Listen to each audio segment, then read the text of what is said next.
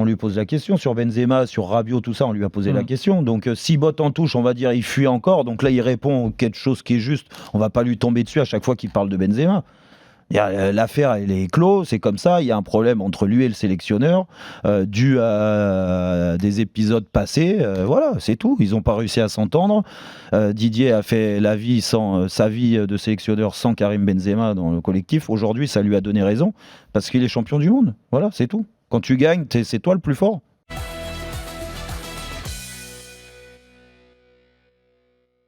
Pour toi, il y a polémique, le fait qu'il retourne à Guingamp ? Non, absolument pas. Non, bien sûr, non. Il n'y a aucune polémique à ce que ça aille à Guingamp, à ce qu'il y ait autant de Bretons qui l'entourent, à ce que... Non, de toute façon, il est champion du monde, le président, il fait ce qu'il veut. Hein. Puisque c'est comme ça que ça marche, la vie, peut faire ce qu'il veut. C'est comme le mec qui est élu président de la République, il est élu au suffrage universel, donc il a l'onction populaire, après il peut faire ce qu'il veut, c'est bien connu, non ? Non, mais d'accord. Il consul à Los Angeles.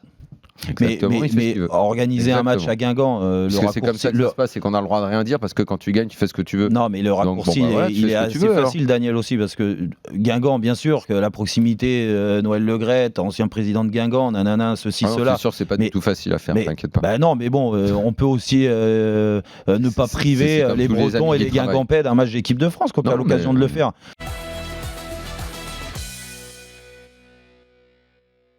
Je trouve bien du côté du Paris Saint-Germain sur ce début de saison, c'est qu'ils arrivent à s'adapter. Alors, ils ne sont pas adaptés à Liverpool parce que le niveau était trop fort pour eux ce jour-là par rapport à l'investissement de certains joueurs. Mais ça, on l'a redit, on ne va pas revenir dessus. Mais sur ce qui se passe depuis ce match de Liverpool, il y a quand même pas mal de choses à mettre en avant sur ce que veut mettre Thomas Tuchel en place. Il veut mettre un gros pressing à la perte de la balle. Il le dit, rester haut sur le terrain. Il l'a fait contre Lyon, mine de rien. Sur toute la première mi-temps, quand ils se retrouvent à 11 contre 11, hein, je ne te parle pas quand ils sont après l'expulsion de Kipembe à la 35e minute, où là, naturellement, tu peux moins faire ce pressing parce que tu as un joueur de moins. Mais à chaque fois, ils ont essayé d'aller haut, empêcher les premières relances lyonnaises. Alors, ce que Lyon a bien fait, c'est que sur ses premières relances, par rapport à des équipes de Ligue 1 qui ont moins de qualité technique, Lyon a réussi à faire déjouer ce pressing. Et dans un second temps, donc quand ce pressing il passe à travers le Paris Saint-Germain, ce qui donne une possession de balle très basse de la part des joueurs parisiens, parce que Lyon a réussi à mettre le pied sur le ballon et à se rapprocher du but parisien. Ce que j'ai bien aimé, c'est le côté défensif du Paris Saint-Germain.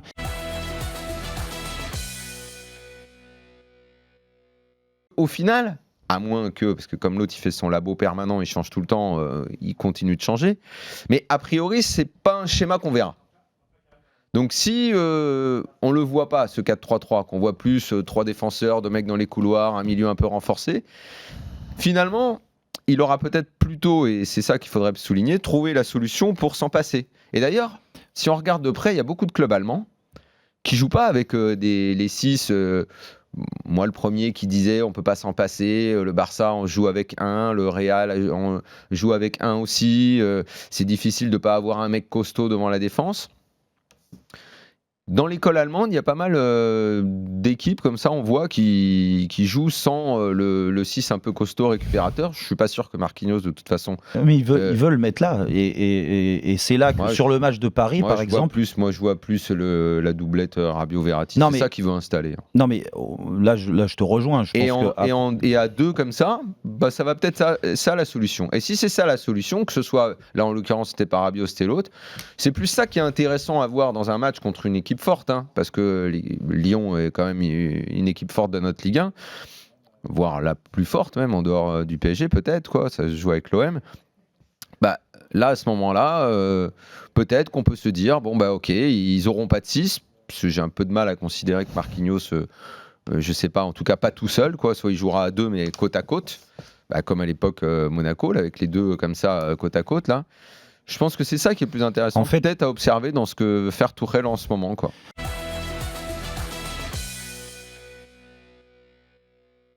Et à Fribourg, on fait bien Je dis pas que c'est un jeu très flamboyant, c'est pas le Barça, mais on fait bien avec des moyens ou même des petits moyens. Et l'entraîneur, C'est une sorte évidemment, de Dijon Christian allemand. Streich, oui, Christian Streich, l'entraîneur, évidemment, n'est pas pour rien dans cette réussite. Fribourg devrait être chaque année un candidat à la descente. Or, c'est par le jeu, c'est par l'attitude, c'est par aussi quelques talents qui parviennent à se révéler, comme Niels Petersen, même s'il s'était révélé avant, que cette équipe survit chaque saison en Bundesliga. Donc ça, c'est quand même plutôt sympa. Et elle est sympa à regarder en plus chaque week-end.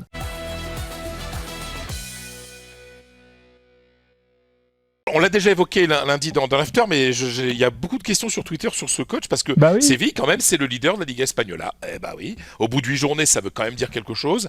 C'est une équipe qui est belle à voir jouer, c'est une équipe qui est tournée vers l'avant, c'est une équipe qui on le sait, a perdu son maestro, Monchi, qui est à la Roma, son directeur sportif.